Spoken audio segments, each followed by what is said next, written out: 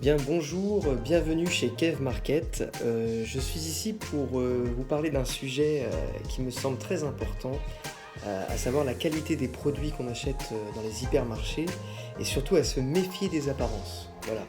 Donc du coup, je vous ai sélectionné trois produits qui se retrouvent dans la plupart des caddies, à savoir le produit céréalier. Donc, je vous montre.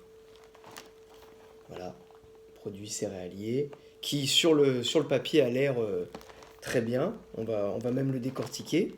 Alors déjà, il y a fitness marqué, donc on se dit fitness, c'est super, c'est un truc pour avoir des tablettes et puis avoir la ligne, donc fitness, ok. Ensuite, on voit source de fibres, on se dit, oh là là, ça c'est bien. Sans huile de palme, bon bah là, très bien pour la déforestation, c'est cool. Ensuite, avoine complète, oh, bah, ça c'est bien encore. Enfin voilà, donc vraiment un produit qui paraît sans colorant, sans arôme artificiel, tout est noté pour nous faire croire que c'est très bien. Seulement quand on regarde d'un peu plus près, qu'est-ce qu'on s'aperçoit? Alors déjà, il faut savoir que dans la liste d'ingrédients que j'ai analysée, il y a flocons d'avoine 5,6%. Donc je dirais que le flocon d'avoine c'était ce qu'il y a de mieux et c'est ce qu'il y a de moins dans le produit. Donc dommage. Ensuite, il y a du blé complet à 40% et du riz. Voilà, riz à 29,6%. S'ensuit du chocolat au lait, du sucre, qu'est-ce qu'il y a d'autre? Du sirop de glucose, donc tout ça c'est du sucre. Un agent d'enrobage, gomme d'acacia, polydextrose, mélasse, émulsifiant. Beaucoup de choses rajoutées, transformées. Et puis deux additifs aussi en ressortent, ce que j'ai analysé. Deux additifs. Et le riz, ça doit être du riz soufflé, donc indice de glycémie haut, pareil. Voilà, donc on se retrouve avec un produit qui paraît bien sur le moment et qui en fait est un produit qui est bourré de sucre, on peut le dire. Voilà, donc je ne recommande pas du tout ce type de produit, hein. Vous l'aurez compris. Prenez de l'avoine dans ce cas-là directement, des flocons d'avoine, des vrais, si vous voulez manger des céréales, et non pas ce genre de produit transformé qui fait du dégât, surtout quand on en consomme régulièrement. Je vais vous parler d'un deuxième produit qui se retrouve à nos repas, le yaourt.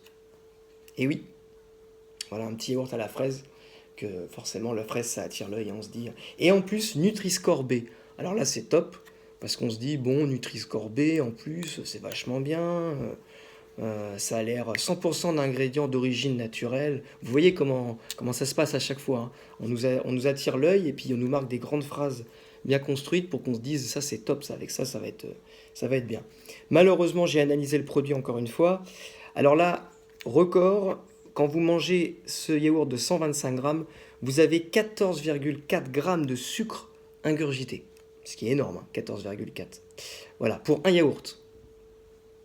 Super, hein. Sans parler évidemment que c'est les produits laitiers. Les produits laitiers, on le sait de plus en plus, c'est mauvais pour la santé, ça développe le cancer, notamment de la prostate. Donc il faut vraiment mesurer les produits laitiers, notamment privilégier les petits animaux, brebis, chèvres. Le lait de vache, c'est vraiment pas une bonne chose. Donc du coup, ça, et en plus de ça, j'ai relevé un additif dedans. Voilà. Donc le yaourt comme ça, faut oublier, hein. Et je vais finir par un classique. Alors là, qui n'a pas acheté sa baguette de pain? Eh oui, le pain blanc, l'emblème de la France, j'ai envie de dire. Et alors là, c'est une catastrophe, puisque dans le pain blanc, il faut le savoir que l'indice glycémie, donc l'indice glycémie, je vous explique en deux mots, c'est au niveau du pancréas, c'est ce qui va réguler le taux de sucre dans le sang. Donc il y a des aliments avec une indice de glycémie qui est très haut, d'autres qui sont modérés et d'autres qui sont bas. Et le pain blanc, évidemment, il est tout en haut. Voilà, donc ça c'est pic de sucre dans le sang.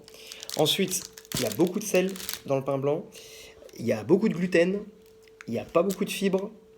Finalement, on a un produit qui est rempli de calories, vide, avec peu de nutriments en fait. Donc voilà. Ensuite, plus on en mange, plus on a envie d'en manger. C'est addictif, c'est fait exprès. Donc vraiment, le pain blanc à déconseiller. Et pourtant, Dieu sait que énormément de gens mangent du pain blanc. Moi, je recommande du pain au levain, qui est une bonne alternative parce que c'est avec des farines à l'ancienne. Et donc, du coup, on aura on aura pardon, j'ai perdu le fil. Un gluten pardon, qui sera plus bas, ou alors du petit épeautre aussi qui va être plus bas pour le petit épeautre qu'on trouve en magasin bio et même des fois en boulangerie. Voilà. Ou pour ceux qui sont intolérants, c'est bien de bannir le gluten de toute façon, parce que le gluten, vous savez, c'est quelque chose qui se colle au niveau des parois et qui empêche les nutriments de passer à force. Donc si on peut réduire le gluten, voire s'en passer, tant mieux. Et sinon, au moins prendre des produits qui sont faibles en gluten. Donc surtout pas le pain blanc, par exemple. Voilà, j'espère que cette petite vidéo vous a plu. N'hésitez pas à partager. Voilà, c'était pour présenter Kev Market qui essaye de vous aider avec des conseils et des analyses de tous ces produits de l'industrie qui, faut le dire, se foutent vraiment de nous. Voilà, merci.